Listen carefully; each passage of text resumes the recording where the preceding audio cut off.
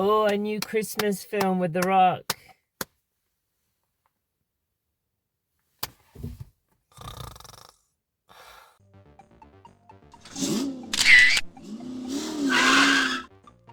G'day, it's Adam here again with another quick instant movie review for you. So tonight I saw Red One. This is the latest film directed by Jake Kasdan, and it stars Dwayne The Rock Johnson and Chris Evans. What's it all about? Well, when Santa Claus is kidnapped, Callum Drift, played by Dwayne The Rock Johnson, who is the head of North Pole Security, must team up with Jack O'Malley. Now, Jack is a computer cipher, an inquirer of information, an obtainer of information, in fact, that he does not own. Anyway, the two must work together in order to get Saint Nick back, try and stop whoever is doing all this terrible, terrible things, and save Christmas. Yes, it's one of those films. So, as I mentioned, this is directed by Jake Kasdan. So he worked with The Rock before on the Jumanji movies. He also made the amazing Walk Hard, which was written by Judd Apatow, but, directed and co-written by Jake Kasdan. So, which I love Walk Hard. I think it's fantastic. The Dewey Cox story. Really, really funny. If you haven't seen it, see that. So this film has a good start. It starts really well. It has Chris Evans kind of being a bit of a pickpocket. It's kind of a fun little sequence of getting into a facility, putting a little tracker on something, and kind of showing that he's a sort of a bloke who's horrible, stealing babies' lollipops, all that sort of stuff. So straight away, we're not supposed to like him. Then we get introduced to Saint Nick, or to Santa Claus and The Rock, and there's a really awkward scene in a shopping mall with an influencer, which seems really out of place. That's just one of those moments. And then, we kind of get the whole heisty thing, the whole stealing of Santa Claus by these terrible people. And then slowly the plans start to come afoot. And then the two have to work together via a combo put together by Lucy Liu, who's in this for no real reason I can see, to try and find Santa Claus before Christmas happens. Anyway, so this film feels like a corporation piece. It feels extremely engineered by a corporate bigwig. So Seven Bucks Productions, which is the production house owned by The Rock. The person who is one of the presidents of that wrote the story for this. The whole thing feels like it's been manufactured that way. It's been a showpiece for The Rock, obviously. But the thing out of all of this, so this film drags as well. It goes for over 2 hours, and I felt every single minute of it. It's what it feels like. It feels like an electric car that has that doesn't feel like it's got a lot of guts in it at all. It just kind of goes. And if you put your foot down, it goes really fast. But then the problem is that there's moments where it runs out of gas completely and it just stops. And then there's like a 5-minute monologue about some moral code or a moral reason why things have to happen, or, feeling that Christmas is, is dying, or whatever else, rah, rah, rah, yada, yada. And then it starts again. It goes really fast, and then it stops again. And it goes really slow. And then it starts again. It's just like, oh, God. And it does it for about 4 or 5 times over the course of this 2-hour period.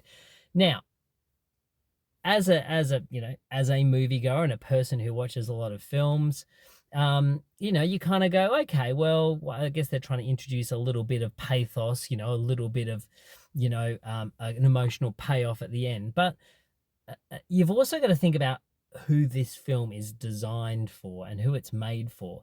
Now, I sat in the cinema tonight with a little girl was sitting behind me with her parents, and she was bored. She's talking, sort of walking around. She sat down during some of the action parts, but then kind of kept walking around. And then by the time it got to about an hour and a quarter in, this little kid's like, "Can we go home?"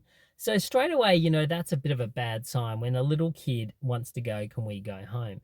And there's nothing, there's a few sort of scary moments in this, but And there's some great scenes as well. You know, the snowman scene, which has been seen in the trailer, is really good fun. There's some kind of good little chase scenes. There's a whole lot of CG effery in this thing. But, you know, there's some fun moments. There's so much product placement. Oh my God. Going into a toy store, it's like we've ignored every other toy except for two brands, which The Rock actually carries in a shot that lasts for about 10 minutes, just randomly carrying a couple of toys. And you realize that one of those toys doesn't even get a look in. He's just carrying it clearly because there's some there's some money to be made, and there's probably going to be some crossover with a certain board game that starts with M.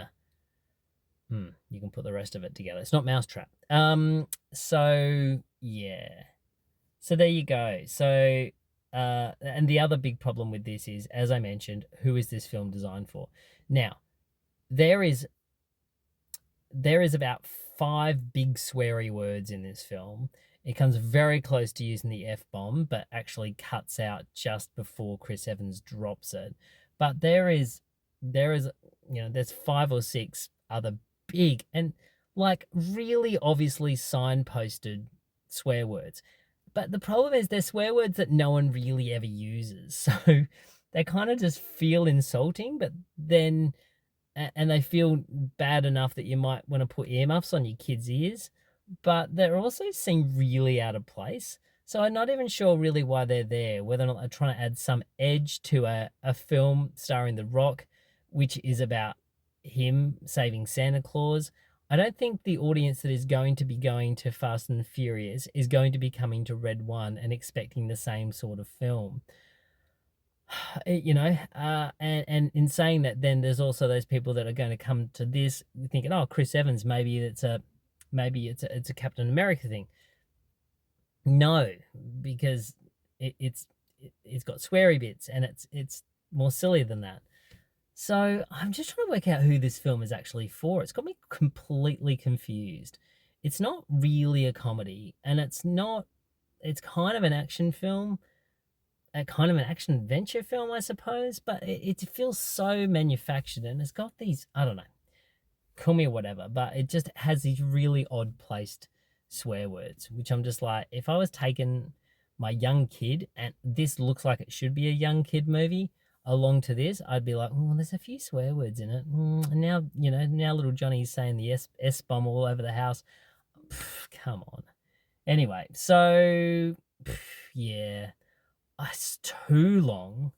It's too boring for kids. There's some really boring bits. It's not overly scary. There's a couple of little witchy poo moments, but nothing that's overly frightening. The big snowmen, I mean, you've seen them in the trailer. If the kids are afraid of those, that, I don't know, that probably don't go. But yeah, I think the biggest problem is it's really unevenly paced. And that's my biggest problem probably with this film. Everyone's fine. Everyone does what they're supposed to do. Lucy Liu, as I mentioned, not really sure why she's there. She gets one scene where she kicks people's butt, and I was like, all right, let's go there. Let's do a bit of that. If indeed you're kicking butt. Because that was kind of a good bit. Like, oh, cool, she's actually doing something. But no, the rest of the time she just looks like she's phoning it in. The Rock is The Rock. Chris Evans is kind of fun, but also nasty. So, yeah.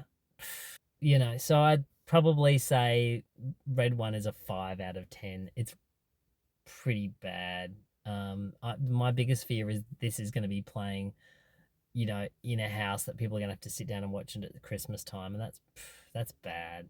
So anyway, there it is, the manufactured corporate film that is Red One. What is your favorite Christmas film? I mean, we're in there. We might as well do it, right? So, what's your favorite Christmas film? Is it Jingle All the Way?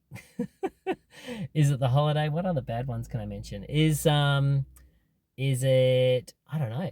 Arthur's Christmas is probably one of my favorites. I love Elf, of course. I'm Only Human, and Die Hard, of course, is one of my favorite Christmas films of all time. I know what you're thinking, but I love it. And Yeah. So what else have you got? What else is your favorite gift that comes out at Christmas that's underneath the tree? What is that film?